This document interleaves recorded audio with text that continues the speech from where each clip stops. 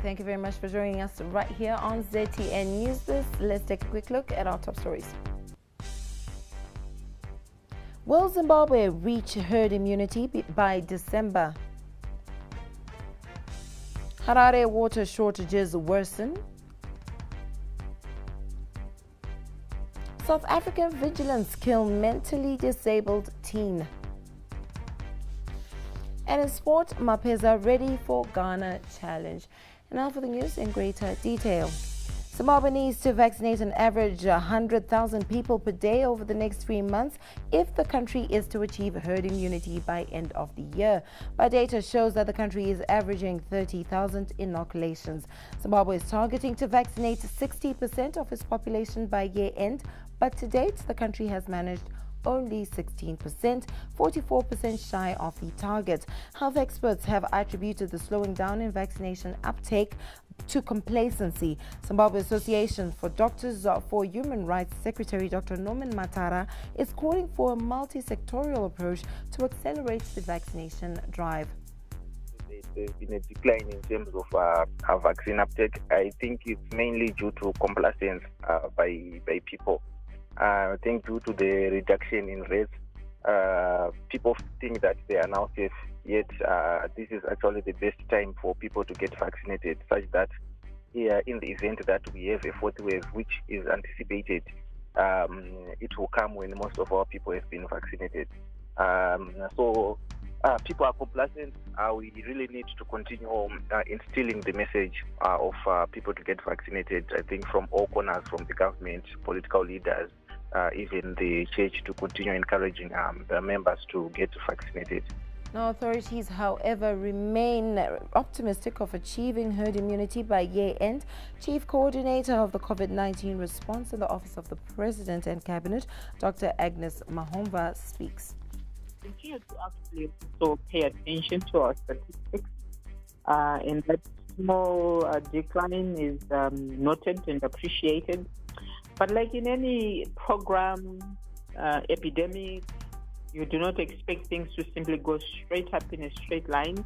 They go up in a zigzag type of approach, and hence this is not very unusual. However, we are paying attention, strengthening our messages to ensure that the communities continue to come out to be vaccinated, because vaccines save lives. So this is basically what we're doing, really pushing hard for that strengthened communication, and we're truly grateful to your organizations who continue helping us with putting out the message out there that vaccines save lives.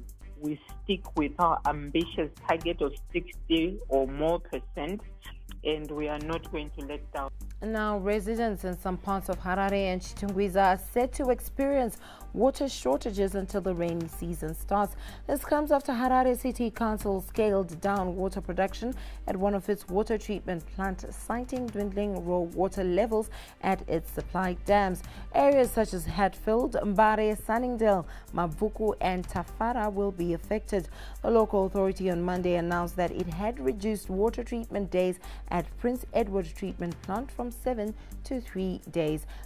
City of Harare spokesperson Michael Jideme told ZTN that Seke Dam was not empty, while raw water at Harava Dam will only last for 6 weeks.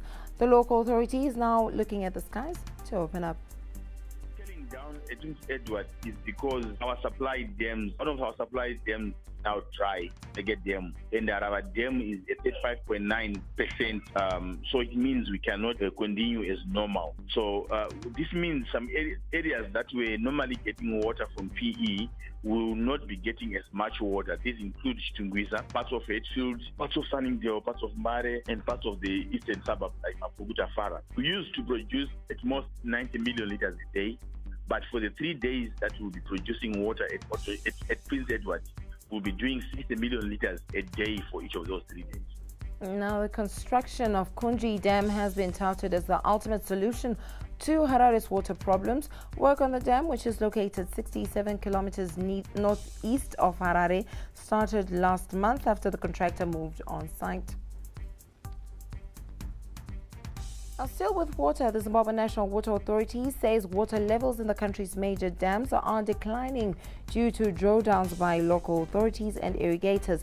The authority, however, said the dam level average, however, remains at 17.1% above the 64.6% national dam level average expected during this period of the year. Zinwa spokesperson Marjorie Mnyongwa speaks. Water levels in the country's major dams remain on a declining trend due to the current drawdowns by local authorities and irrigators. The high temperatures that are currently being experienced also in the country explain the dropping of the water levels in the major dams. The national dam level average is at 81.7%, and most of the dams are therefore holding sufficient water to meet the early summer cropping irrigation needs and the domestic requirements for the urban areas and towns.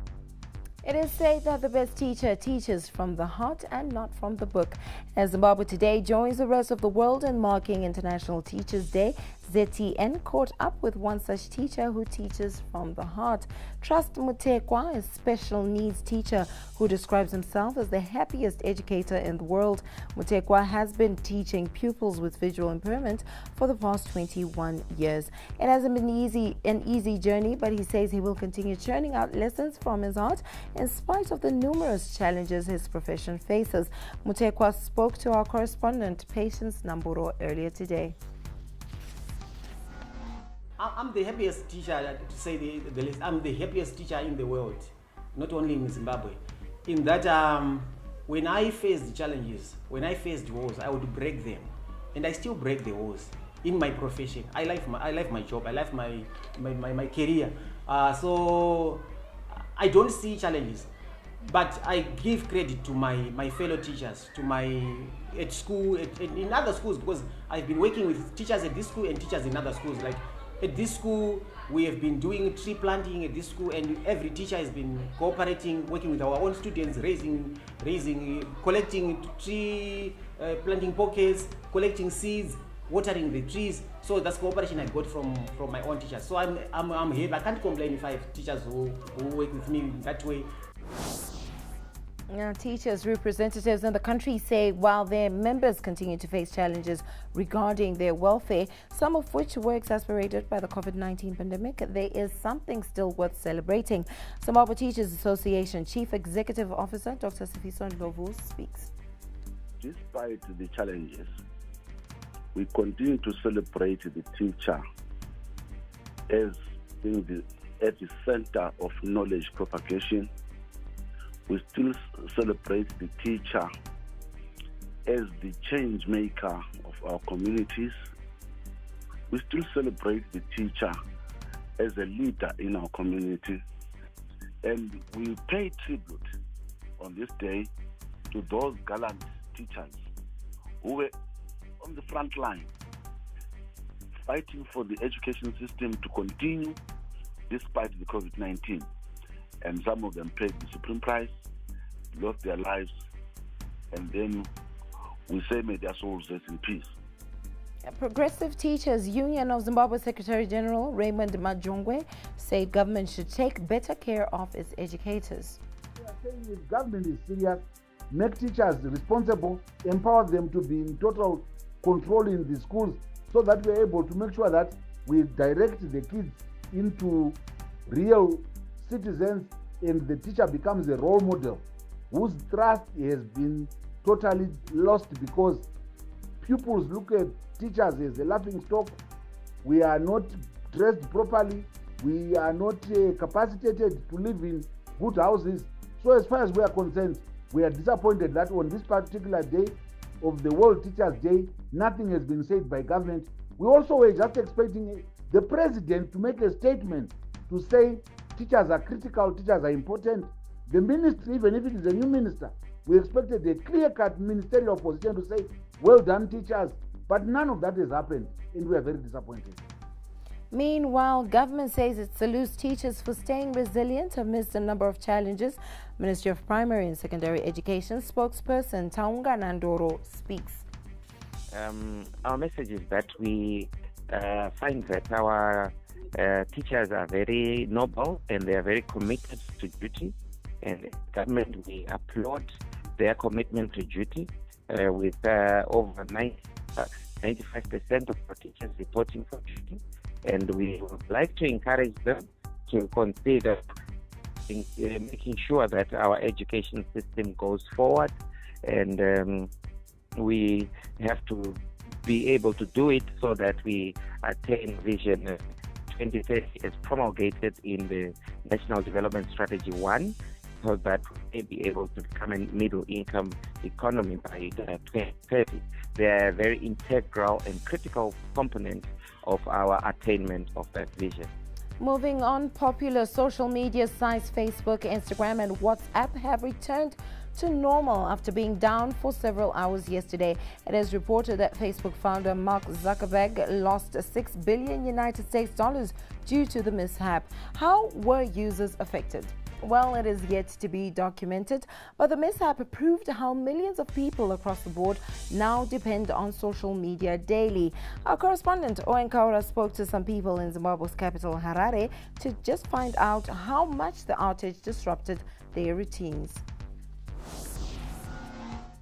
It was a digital lockdown and shutdown of sorts, and I personally didn't realize that my life revolved around WhatsApp.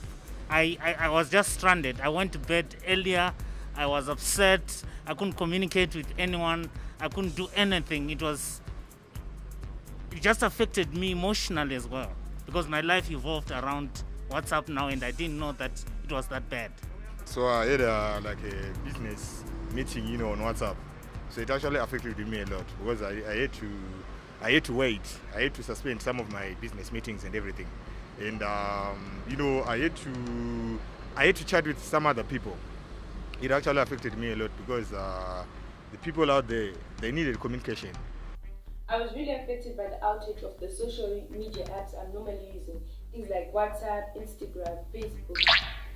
The main reason was because I couldn't talk to my family members and friends on a daily basis, like how I normally did. So it really affected me, because I'm used to talking to my friends every day and every second. So right now my relationship now with my girlfriend is on rocks, because she's doubting me. She doesn't understand what was happening.